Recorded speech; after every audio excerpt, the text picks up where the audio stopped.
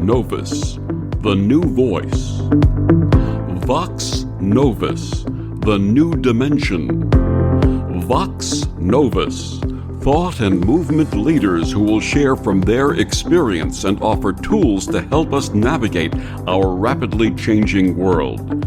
My name is Victor Furman. Welcome to Vox Novus, the new voice. Having just come through the end-of-year holidays, many find this time challenging, especially when families engender codependency. How may we heal and transcend these difficult relationships and find renewed joy and love? My guest this week on Vox Novus, Dr. Frieda Birnbaum, says this may be achieved with healthy boundaries. Dr. Frieda is a research psychologist and psychoanalytic therapist in Saddle River, New Jersey, and the award-winning author of Life Begins at 60, A New View of Motherhood, Marriage, and Reinventing Ourselves. An expert on topics such as family dynamics, parenthood, relationships, addiction, anxiety, and depression, Dr. Frieda is a seasoned media personality and commentator who is adept at discerning the psychological underpinnings of current issues. Notably, Dr. Frieda is the oldest woman in America to give birth to twins. The mother of 5, her youngest sons were born when she was 60, lending her a unique perspective on issues related to parenting and the empowerment of women at any age. Her website is drfrieda.com, and she joins me this week to share her healing wisdom and experience. Please join me in welcoming to Vox Novus Dr. Frieda Birnbaum. Welcome, Dr. Frieda. My pleasure. Thank you so much for having me. And thank you for joining us and sharing this wonderful and very valuable information with our listeners today. So please share with our listeners your early path and how it led to your calling as a research psychologist and psychoanalytic therapist. Interesting question. I had many different callings, but one time, get ready for this answer. One time, I was in the supermarket, believe it or not, with my 2 little kids. And I saw a woman in front of me with her 2 little kids. And I said to myself, how come she's so contented and I'm not? What's wrong with me? So I decided to do research. And I found out that a housewife, which I was at the time, changes the way she relates in her personal life and in public when she becomes a professional or someone with a higher status career, that it's equal, there's shared values and financial decisions and social decisions across the board. And I always felt something was missing. My mother was a stay-at-home mother, and she said that she could have been a businesswoman. And so I did research on it. It took me 5 years to get here to figure out what I wanted, but I did receive my PhD with that. And so I saw that my calling was to do both, to be someone at home for my children, and then to go and have a career.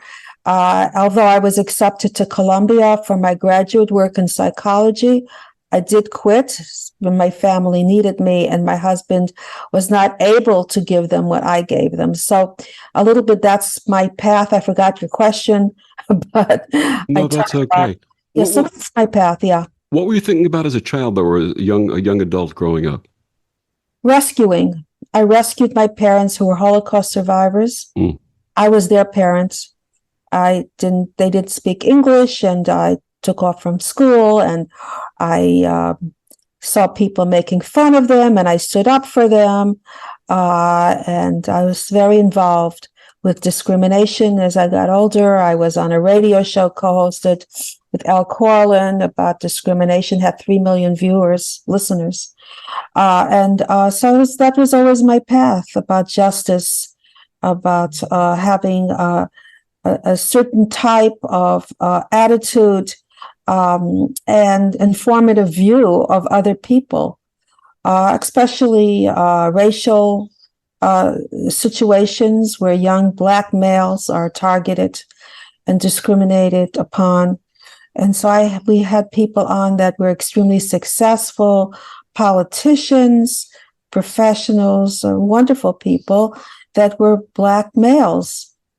For the media to know that that's not being looked at enough. So that was my childhood experience. I grew up in a family where my father worked as a tailor, came from Europe, and people thought I was an only child. But I went out and I worked. I bought my own clothing. And so I was very contented. But we didn't have much. And I used to work and bring money home to my mother because what I bought her made her happier than what I bought myself. So I really enjoyed that. I enjoyed seeing that. I was always very happy and popular and had pretty much everything. But, I think the one ingredient when you look at everything, when your childhood experience is love. I mean, it's very simple.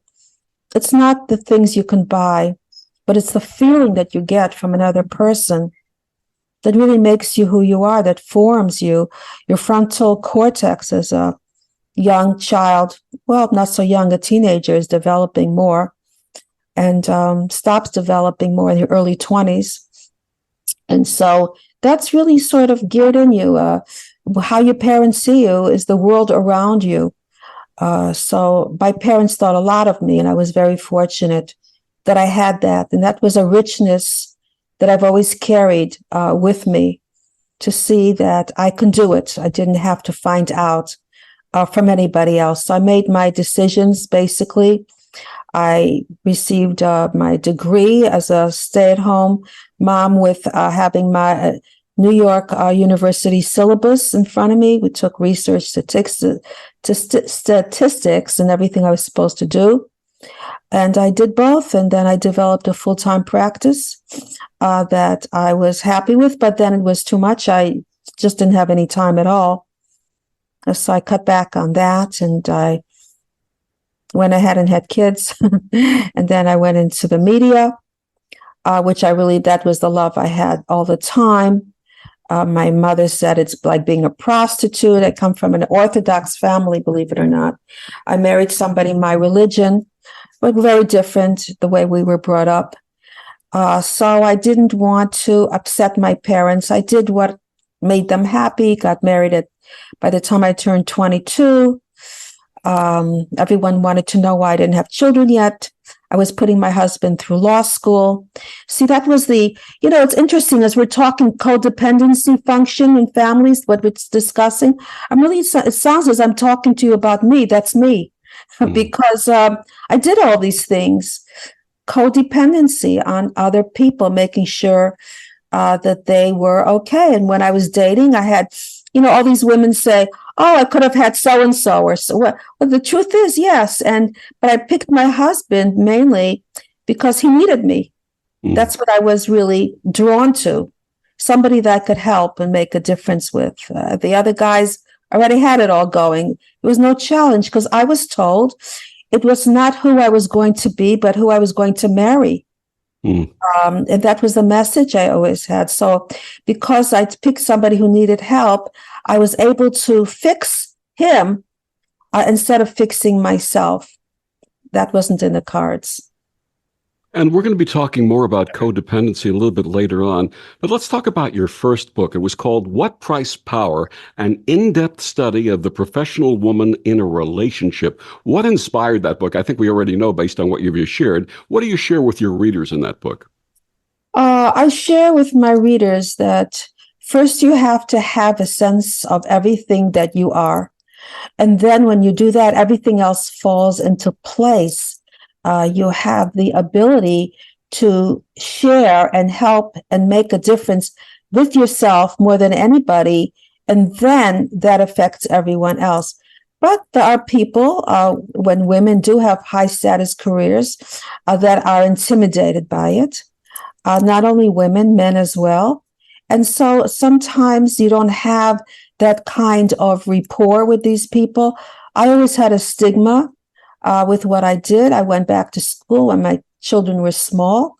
And at that time, you were a bad mother. And how many women go into psychology? It was more of a male-based profession. So, there was always that. But look, today it's like, what else is new? Everybody's doing it. So you have to be able to challenge other people's feelings about you and cross over it. And for me, that was difficult because my whole life was, making other people feel better. But once I did that, the little time I spent, it just skyrocketed me wherever it was that I want to go. Yes. And I lost a lot of friends along the way. And, the more you do, the more people will be critical of you anyway. So what's the difference? Yeah. You have the special and wonderful distinction of having given birth to twins at the age of 60. What was this like, and how did it change your life and that of your family? Well, it didn't really change my life. I think having twins was wonderful. The world really was affected by this. I had calls from all over the world, and I was on 60 Minutes. I was on all the shows. So they were there in my room when I woke up in the morning, facing me, and they had a special switchboard for me. And I went underneath. There's a special tunnel, believe it or not, in these hospitals, so people don't see you. So I had a guard at the door, and I'm thinking, what the hell did I just do? Really, that was so unique. But I guess people feel, then I think the number 6 sort of hit a nerve with the world around me. If it was 5 something, it wouldn't have been as profound. Mm. But I did start much earlier. It's not that I waited to have children when I was 60. It just so happened I was turning 60. And the elephant in the room is really my husband. Nobody asks him why he did it. And guess what? It was his idea. Mm-hmm. So it's always, children and women are always connected to this. And I did say, I'm too old. I'm not going to do it. And I remember I went into the, to have a scan to see the babies, and the doctor said to me, just sort of to appease me, okay, all right, well, let's take a look now. Like I was really mental and crazy. So let's take a look and see what we see. And so when he came back and he saw that there were actually 2 kids and two babies in there, he was like taken aback also. But I didn't look, I didn't feel.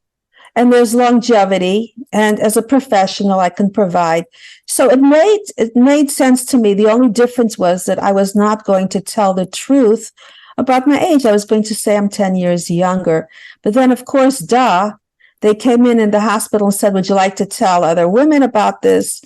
And I said, you know what? Who am I to be so selfish and, so narrow-minded? Who cares about me? Maybe I can help other women. And in a way, I did, by letting other women know that you're not old at 60 and you can do things, not have a baby, but have new relationships, change the course of your events in your life. So I had women from Dubai, from Africa, you name it, contacting me, and some even wanting children and not telling anybody how old they were. And that's maybe the better way to go too, because people will define you in a certain way, or they may be critical of you in a certain way. But nobody really has asked me if I was the grandmother. The boys are now 16, and no one says your grandma. They say your mother, so they don't feel. And women in school are older, 40s, I see 50s. But you don't see 20-year-olds so much. But the turning point for me with having these twins was that I thought I was miscarrying. I went to the doctor and he put this probe on my stomach, and I said it's very painful. And that night I started miscarrying, and he told me to come in, and I didn't. And I laid on the couch for 3 days. I didn't go up the steps. And then when I found out to see if I was pregnant or not with another doctor, he said, I see 1 foot and I see another one. I said, another what? Another arm, another foot? He said, no, another baby. And I said, what? I didn't even know I was pregnant anymore. And so everyone there in that, facility was going crazy. The nurses were looking at the monitor and everyone was congratulating me. And so it was like a turn of events in my life. And so my concentration, that's when I knew I wanted these kids really, and to hold on to them, and how fortunate I was in my pregnancy, and my birth was uneventful, fortunately. And everything was great. I mean, Oprah called me to come on her show. And Donald Trump at the time, it was in May, one of her last shows, changed his mind and decided to come on. So he was supposed to come on, and he said no, then he said yes. So, but the real reason I would have come on is just to show that men having children later and women living longer was something that needs to be looked at. I mean, what's his name? Rod Stewart. I was on his show with me, and he was on his show because of a different reason, and I was on the show because of twins. Yet we were the same age, and we both had a child. We both had children at that age, later on. Actually, he was even older, I think, at one point. But so my experience has been negative in the beginning and positive.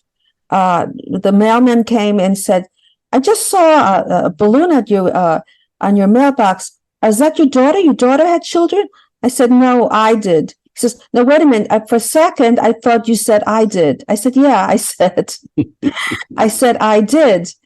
And he said, "What?" And then, months later, he says his grandmother had children later, and people that were from a different generation used to have children older. So things come out when people feel more comfortable. Anything new, any change in history, in vitro, when it first came out, I forgot who the person was. People were in shock. They were in awe. Are you kidding? Now they have something else that's called nuclear transfer, which takes, I'm sure most of your listeners don't know about this. They take the egg, so in other words, your genetics, and put it into the other DNA of a younger woman, so you can have your own child without miscarrying.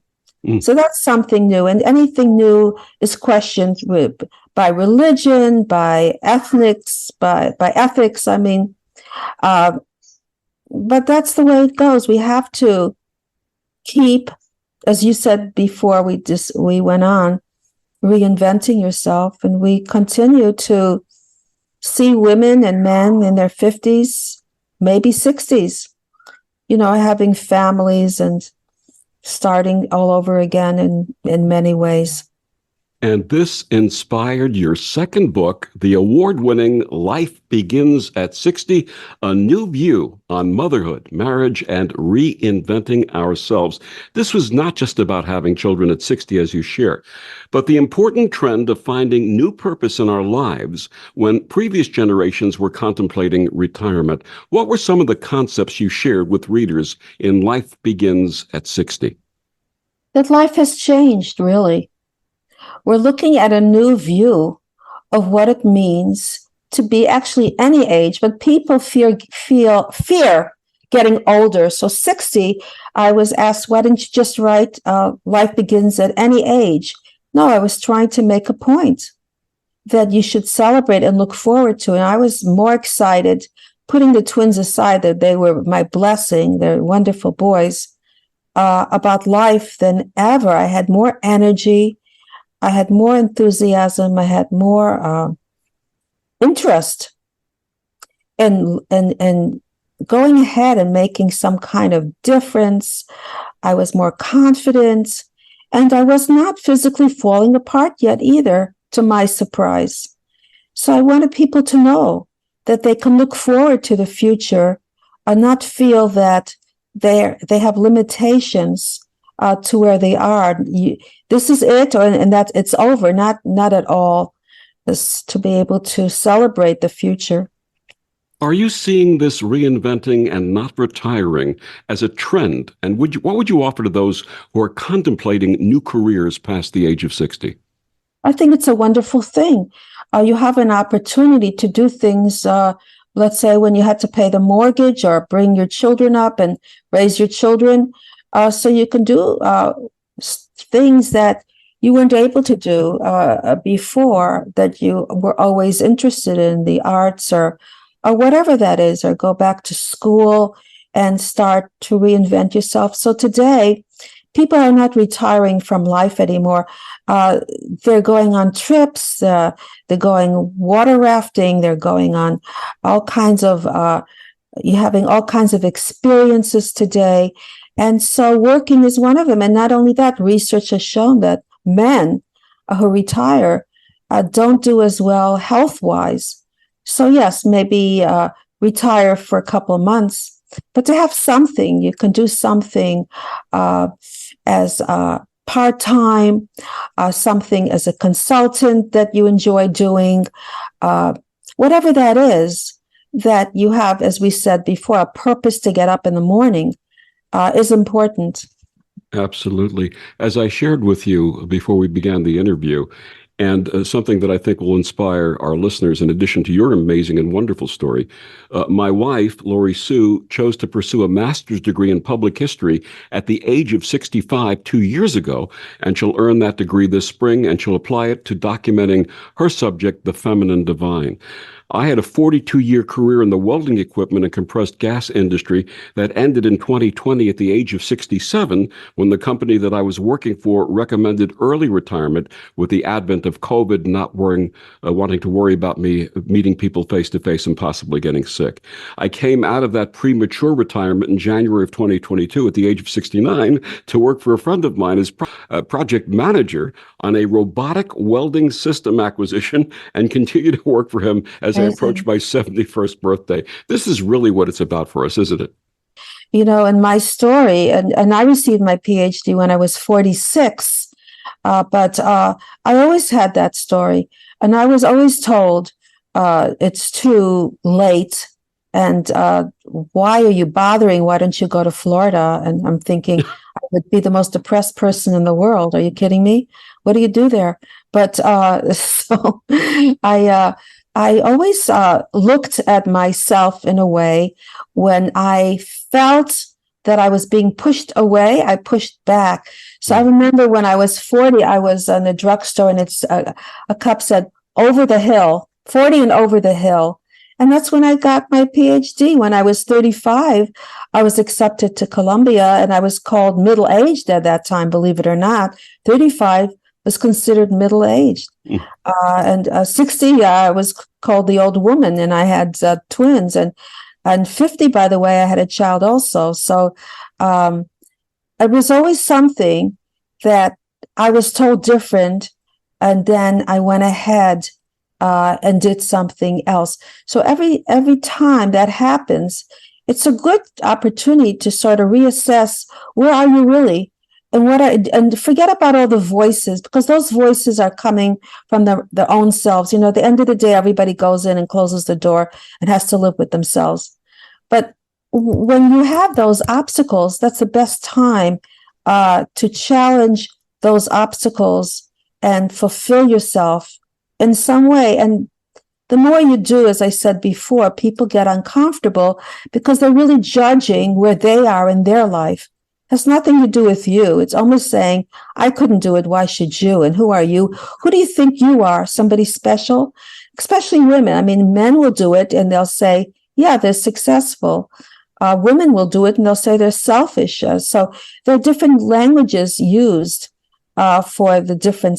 We have more than two sexes today. I don't know what we have, but usually it applies to male, female.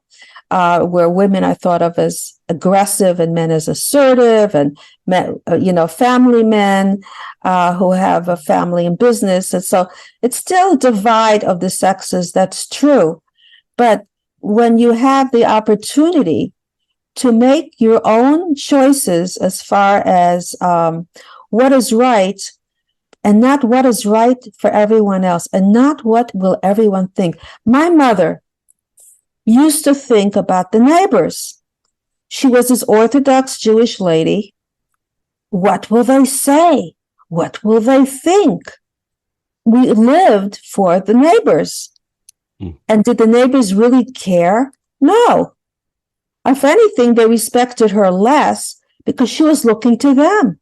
Yeah. And one thing I learned was a harsh lesson. If you take care of yourself, people respect you more. And that I was never told, especially as a young child, as a girl. No, you have to do it. You have to do the right thing. But yet men, young males, were taught, no, go outside and seek the world. And that's your job. So there's a confusion. And with the women's revolution, what was going on, there was a confusion. Had nothing to do with the men. It had nothing to do with their husbands or their boyfriends or anybody. It had to do with the way they were brought up. So men really get a bad deal on this. And it's the way the boys and girls are brought up. Now, it's less so the case now. But still, we still have that in us to judge accordingly to how, compared to how we were brought up. I mean, even my mother said to me once, I couldn't do it. Why should you? I'm thinking, are you kidding me? Don't you want your kids to do better than you? That was not her attitude. Different attitude. My guest is Dr. Frieda Birnbaum. Dr. Frieda, please tell our listeners where they can get your books and find out more about you. All right. My books, you could get at Amazon. You can get Barnes & Noble, those two places. I have a podcast, the Dr. DOCTOR FRIEDA show. Website, drdrfrieda.com. And I'm on shows and around wherever I go. You may hear of me, you may hear me. I have been a speaker, an award-winning speaker, talking about success, talking about defying the odds. And that's about as much as you probably want to know about me. And we're going to find out more about your work with codependency and family issues when we come back. I'll be back after these words on the Om Times Radio Network. Free your mind with Om Times Radio, IOM FM. Om Times Magazine is one of the leading online content providers of positivity, wellness, and personal empowerment. A philanthropic organization, their net proceeds are funneled to support worldwide charity initiatives via Humanity Healing International. Through their commitment to creating community and providing conscious content, they aspire to uplift humanity on a global scale. Om Times, co-creating a more conscious lifestyle.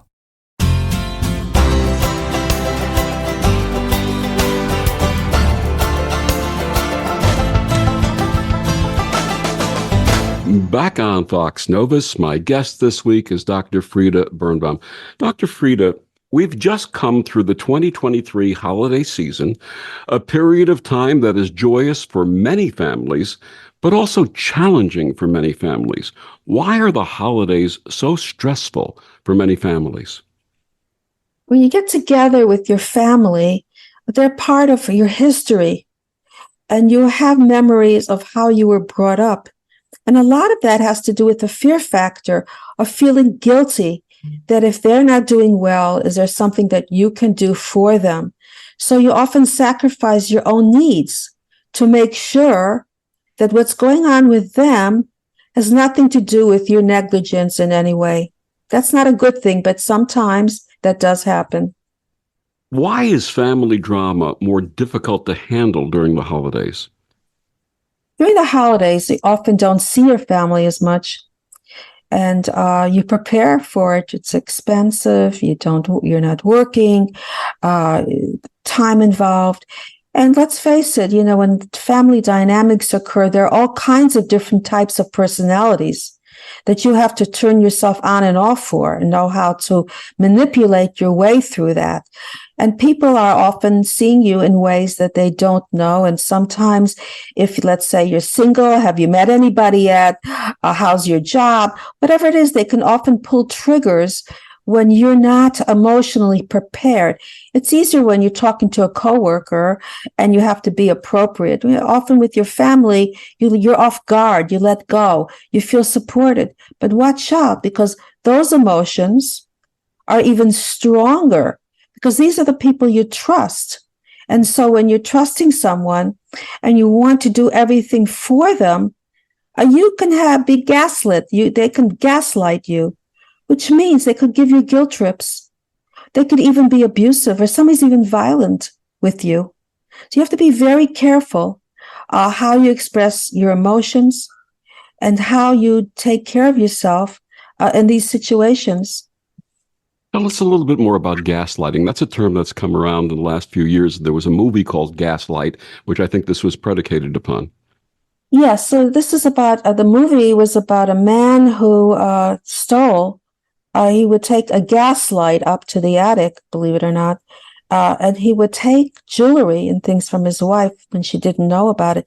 I think it was Alfred Hitchcock who produced it in the beginning. Yes. It's actually a play, and then they made it into a movie. So gaslight is making somebody feeling guilty, somebody who's often a narcissist and controls you. People say you're not acting yourself. They keep you away from your family and friends.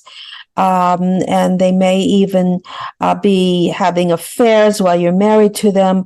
But one big thing is that they deny any wrongdoing. And they won't go to therapy because, therapy will prove them wrong. And they're control freaks. So why would they want to go to therapy? So it's very difficult to make changes.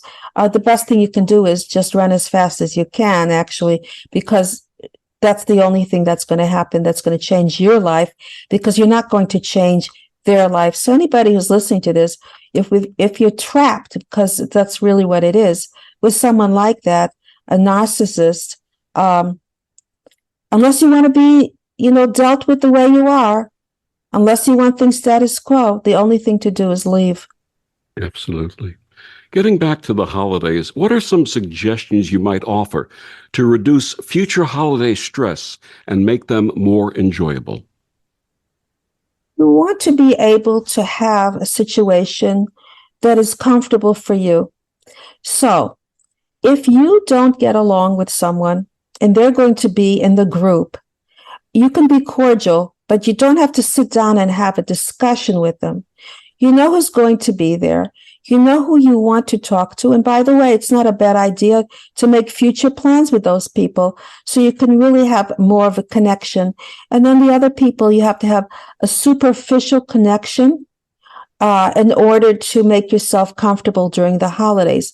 But you don't have to overspend.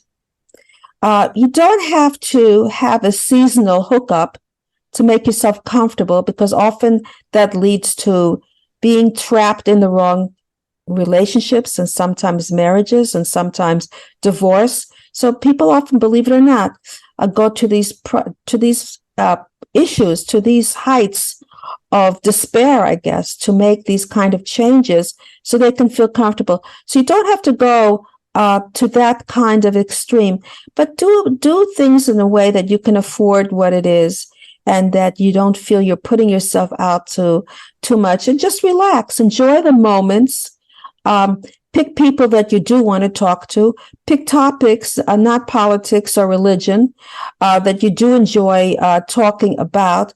So you have a positive experience. And then, of course, later you can say, let's make an appointment. We'll get together, and you get together with the right people, and make yourself comfortable. Even with food, people overeat because they're nervous. They don't have what it is to say to anybody, and then they spend the rest of the year trying to lose that weight.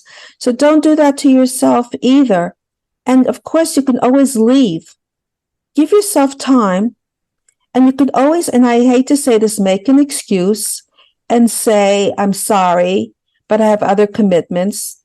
They don't have to know that it's watching TV on Netflix or something, and just leave. And those are the ways to protect yourself on the holidays, because there's so many stressors going on financially, emotionally, physically, what to wear. I always say, you always have your stuff in your closet. You don't have to go out there and get anything. And so prevent all that. Keep it simple. It's only 2 days, it's not, well, in the Northeast here, it's still going on. We still have the Christmas trees and the decorations and into the spring. but it really is only 2 days. And so if there's a divorce, you make sure you share the children. If there's somebody who's not feeling well, you make sure that you attend some kind of connection physically or on, Zoom or FaceTime or whatever that is, to be there for that person. Yeah, so cover all bases with the people you love and care about, because that's really what it's all about. As an interfaith minister, I've officiated many funerals and have witnessed the guilt and pain that are often connected with unhealed family traumas and forgiveness not expressed or tendered before the person passes. What advice would you offer to those who perceive hurt either received from or imposed upon another family member? Get over it. Life is too short. You'll always be sorry, and you'll never be sorry if you don't go ahead and make amends with that person. It doesn't matter who's right or wrong. Really, it doesn't. And after a while, you even forget what happened. It's the effect that counts. Life is about feelings.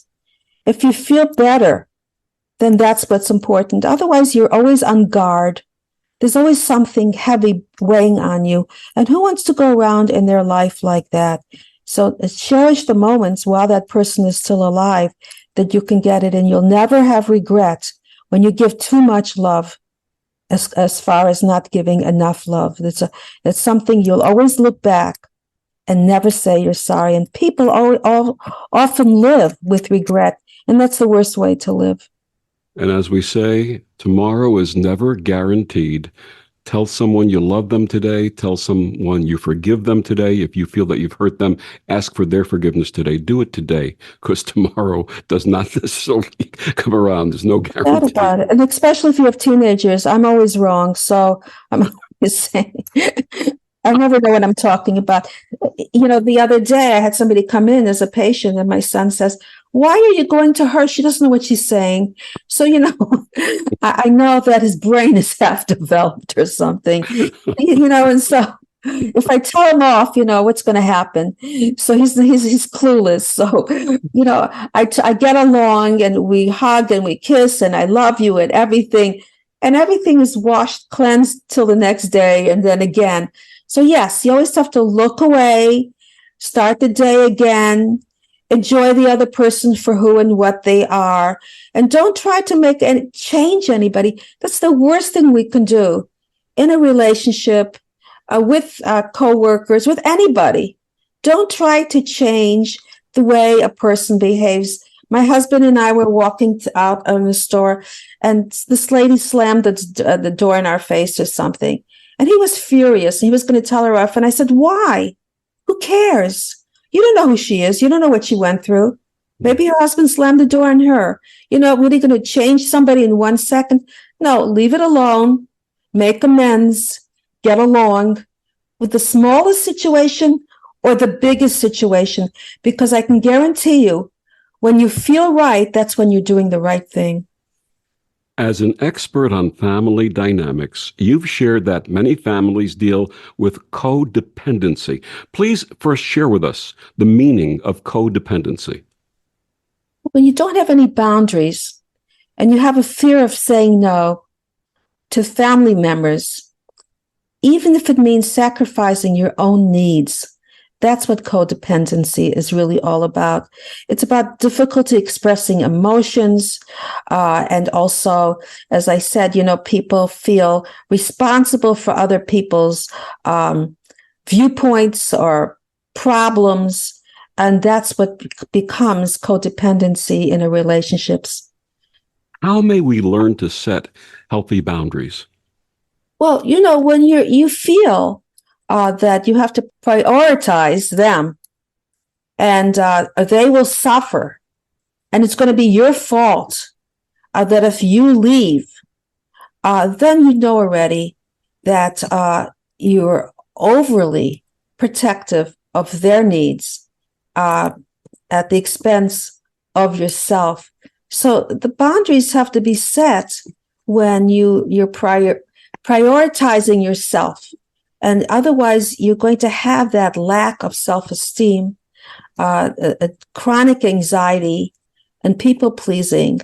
So that's when you know you're getting anxious, when you know you're getting depressed, the boundaries have to start because it's really affecting you. And the only way to set the boundaries is to disconnect. And they're going to be living and they're going to feel okay. It's just that you are helping them to be victims. So you're playing the card as well. You have to take away your behavior in order to let them go and not help them to have these codependencies issues. So don't have this fear that something horrible is going to happen to the people around you if you don't participate in this type of dysfunction.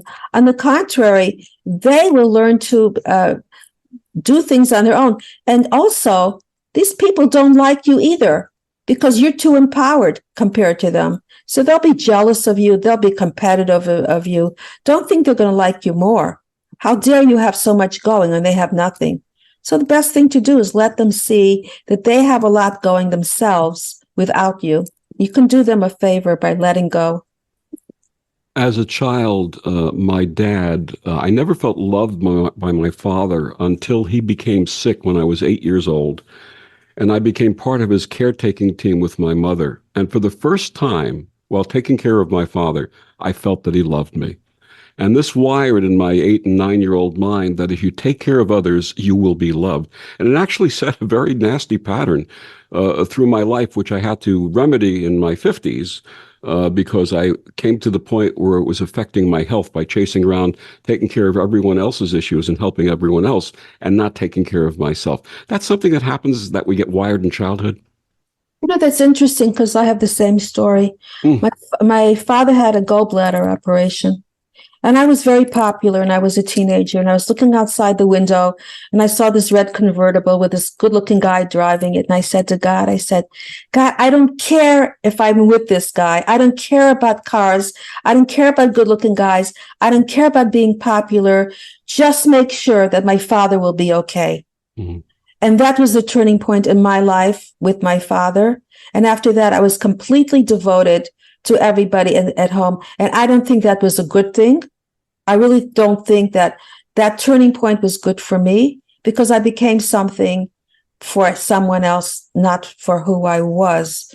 So it's important to know that the minute you lose your sense of self, that's when you lose direction and you lose your own purpose and you lose your own future. And you keep replicating that, by the way. Mm-hmm. You do that with your own family, with the people around you, and then you make them that way as well. So the chains of generations keep going unless they're broken. So you have to be able to be strong enough to say, hey, wait a minute, this made me happy. I can't make him happy or her happy. I don't know exactly what it is they need. They have to do that for themselves. I mean, my mother cried all the time to me. This isn't good and this isn't good. And what can I do? And I'm lonely. She had my father. I'm bored. I was running. It didn't really make a difference because she had to do it for herself. So you have to step back in life and say, you know what? This is what I'm doing. But the minute you have to sacrifice this essence of who you are, both people are losing out. You're not being respected and you're not respecting yourself. And that circle keeps going and you wonder what happened to your life and then the years go by. So it's not how many years, it's what you do with the years that count. You can stop right now. Doesn't matter what age you are and say, okay, let all the noise in the background disappear.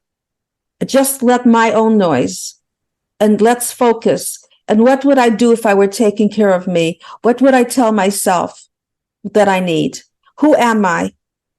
And what do I have? And what qualities do I have that I need to fulfill? It's not being selfish. It's actually being selfless because you're going ahead and taking power. Absolutely. My guest is Dr. Frieda Birnbaum. We'll be back with more after these words on the Om Times Radio Network. Humanity Healing International is a small nonprofit with a big dream. Since 2007, HHI has been working tirelessly to bring help to communities with little or no hope. Our projects are not broad mandates, nor are they overnight solutions. but they bring the reassurance that no one is alone and that someone cares. To learn more, please visit humanityhealing.org. Humanity Healing is where your heart is.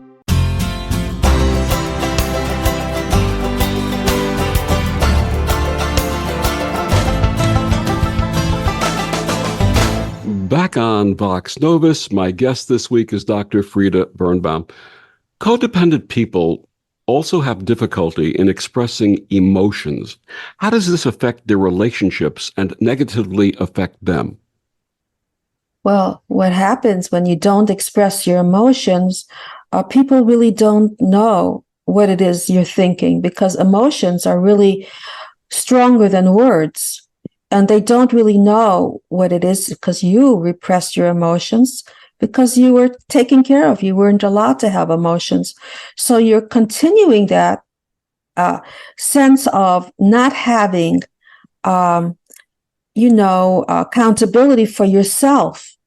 You're just someone who has information. That's very sad, because we are emotional human beings.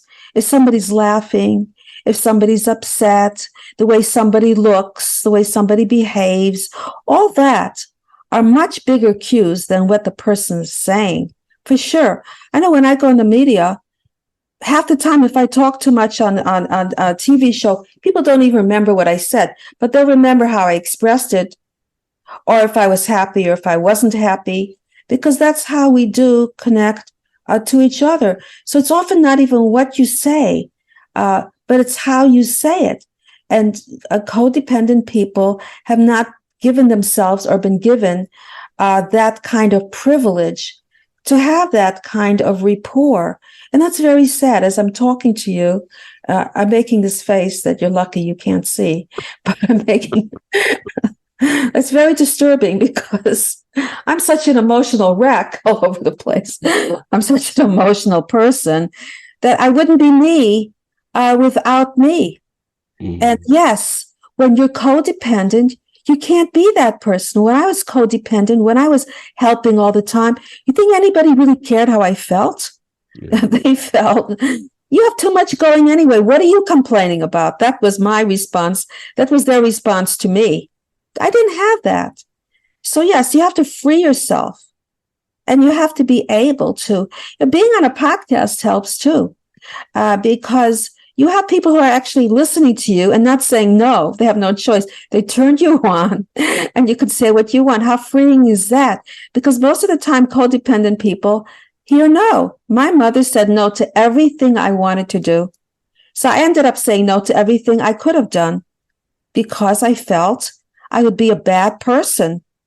And so if I was unhappy, I was doing the right thing, because she was always putting this fear factor into me. You can't do this. You'll do it when you get married, was a big phrase she said. Mm-hmm. And I say, well, when I would get married, I would care to travel. I don't care. I want to do this while I'm single. I want to experience. No, when you get married, that's when you'll do it. So it was always these boundaries and responsibilities, and not having the opportunity to have emotions, because you were beaten down emotionally not physically, for being so carefree. Why are you laughing so much? Why are you so excited? Why are you talking so loud? So when you intimidate other people, what do? After a while, you push it inside. Now, of course, I'm not intimidated. I don't care if I intimidate, but having this kind of feeling, emotions, is really what makes you human. I mean, what are we doing with this robotics age? And with my boys, they're building robots. Maybe one day these robots will have emotions. And consciousness, who knows, sounds scary, will come into play as well. The future holds all this for us. They say, I'm not a robot, I have feelings. Well, maybe robots will have feelings, that things are changing.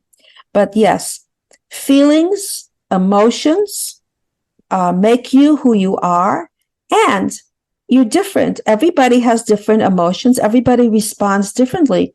Some people laugh. Some people take it in quietly. Some people get upset. Some people are not affected. But when you have that kind of connection relationship, you don't even have to talk. You don't have to use words, because you know how that person is feeling. And sometimes you don't even have to be together to know if that person's okay. Did you ever have an instinct that something is going wrong somewhere? Absolutely. And were you right? Absolutely. So that connection really is stronger than words. And that's what we have to listen to. That's where we have to be able to tune in, not what other people are saying, but what our own psyche is giving us. Nobody can have the feelings that you have. I just told somebody the other day, I was driving, my husband took the wheel from me. We got into an accident because my timing is different than his. Psychologically, our timing is different behind our own mental wheel than anybody else's. And when you have that connection with someone, I know with my daughter, if she's doing okay, if she's not doing okay, which is not a good thing for me always. But yes, you can go ahead and act on it. You have to allow yourself to say, I don't care what anyone is saying. Why are you bothering? Why are you doing this? Why are you turning around and going the other way? When you have those intuitive feelings, that's what makes you who you are. And that's how you've evolved. The more you have that kind of attitude, mentality, that opportunity to tune into what you're thinking, what you're feeling, what your emotions are, that's what connects you most to another human being. And that's what helps you to behave differently. It's the feelings first, of course. I understand you have a new book in the offing. Please tell us about it. Yes, I do. You know, we need to keep busy. We need to talk about things. And so my third book is about the tailor's daughter. My father was a tailor, and I threw in life begins at any age because 30s, 40s, 50s, my life was always beginning and changing. And also life stops at any age. So you have to be careful that you have to see yourself as looking at your life as precious and taking it in every day in a way that this day is going to make a huge difference in your life. Forget about the future. Forget about the past. Stay with the moment and go ahead and do what it is that you're going to do. Not tomorrow. There's a saying people have, I'll do it tomorrow. No, right now is the time. When you stop listening to us talking, write it down and follow through. Once you do that, you'll feel much better. When I was going for my PhD, I said, my God, 5 years, who cares? I don't want to bother. It's too much trouble. But every day, if I did 15 minutes of it, I felt better right away. I did something towards that. So the book is about that. It's about, honoring what you do have, how to get there, how to make things work. I had many emergency situations. My father had a heart attack. I was told he had 3 months. I saw something on TV for stenting, and right away in Miami, they went there, and the cab driver was told to take them to Miami Heart Institute. He wouldn't do it. But he finally got my father, got him in the cab and said, I'm sorry, your daughter wants me to do this, whatever. And it saved him 25 years of life more he had because of that. And that was my intuition. That was my feeling when the doctor said he only had 3 months. I didn't believe him. And I had other intuitive experiences like that really changed my life in many ways. So the book is about that. The book is about what living is all about and having a life that's not as long as you wanted to. I had a son that passed away at the age of 22. So, yes, it's about life begins or ends at any age. And I wanted to express that. And I was fortunate that he was extremely happy and accomplished at that time in his life. So that was part of the book too. So part of it is how I rescued different situations medically within myself as well, and how I would not take no for an answer, the opposite what I did when I was a child. I was told no all the time. Mhm. So I had something medically, and I was told, no, this is not going to work. No, this is no, no, no, no, no, no. And I kept going till I found, and I tell people this too, in medicine, keep going to the doctor till you find what you want to hear. Mhm. I finally found a doctor who told me what I wanted to hear, and it worked. So those are the pursuits that I've taken, that, you always have to push, you always have to keep going, get out of my way. Here I come, I'm doing, this is what I need to do. And it keeps you from anxiety, depression, whatever it is, because you go ahead and you make that difference. I had a lot of near death experiences, and so did my father during the Holocaust, so maybe I take after him, although I fortunately was not in the Holocaust. And so my book is about persevering and how you can go ahead and have everything you want. And life is long enough, no matter what age, to be able to get that in. The wisdom and experience of my guest, Dr. Frieda Birnbaum. Dr. Frieda, one more time, please tell our listeners where they can get your books and find out more about you and your work. Thank you very much. I have a podcast, the Dr. Frieda Show, DoctorFrieda Show. I have a website, drfrieda.com, and you can hear me and see me in the media as well. Dr. Frieda, thank you so much for joining us and sharing all of this wisdom and experience. Thank you so much for having me on. And thank you for joining us on Vox Novus. I'm Victor, the Voice Herman. Have a wonderful week.